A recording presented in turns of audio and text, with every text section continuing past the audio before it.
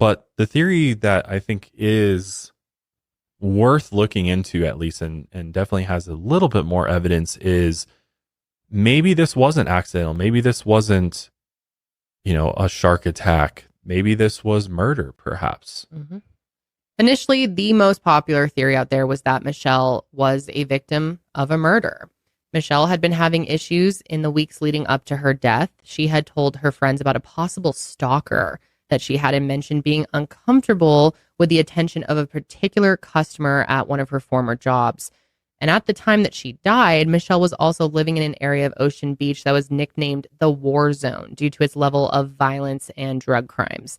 People also point out that the purse that Michelle left behind was on the heavily populated part of the beach and in an area where bag thefts were common. So how is it possible that her purse and its belongings managed to spend almost 24 hours on the beach without being noticed or taken? Which, yes, it is unlikely, but it's possible that no one picked it up, or people did pick it up, looked inside, and there wasn't anything valuable enough to them to take, or that no one saw it. One theory is that Michelle's murderer planted the bag on the beach after she was found to help pivot the police away from where she was actually murdered. If she was attacked and potentially sexually assaulted, this would explain why Michelle was naked at the time of her death. An anonymous lifeguard did come forward claiming that he had previously seen Michelle swimming topless in the ocean. However, that was during warmer weather and during the daytime, which is quite different than swimming completely nude in frigid waters past midnight. And just to clarify, that is just coming from this lifeguard. We don't even know if that's true. However, another person did come forward and claimed that they knew that Michelle swam naked.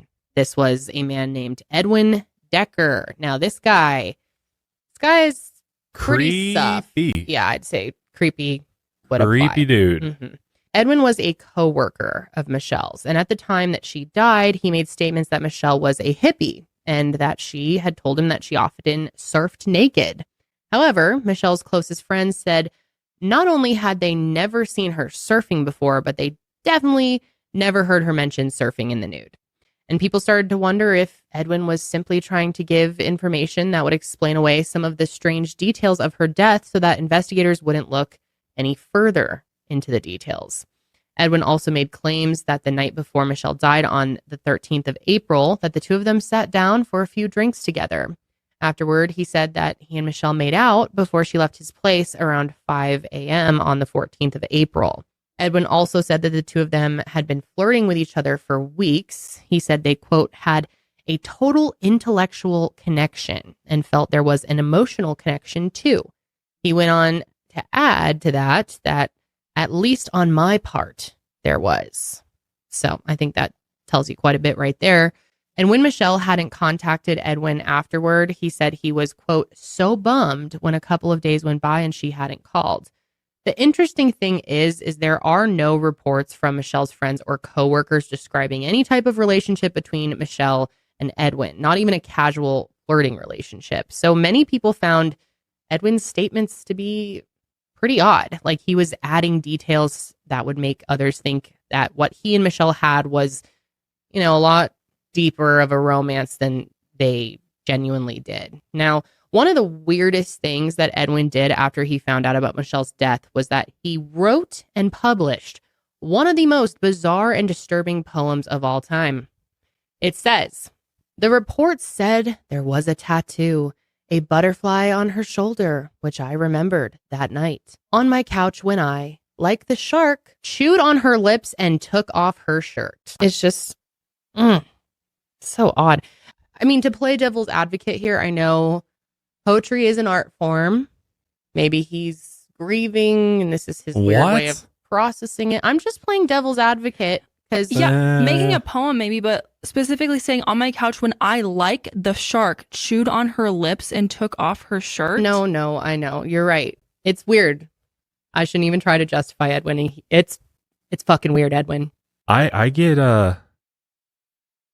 feelings of essay going on here. That there's potentially some...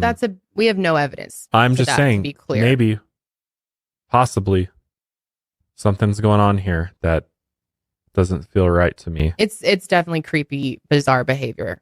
there is no evidence of anything further. Not to defend Edwin any further. Yeah, but there could be no care, evidence but- because he was never investigated as a suspect because this was never investigated as a homicide. That's a good point. And if you look at the poem from that lens too, is it possible that he's trying to further like solidify the idea that it was a shark attack? Right.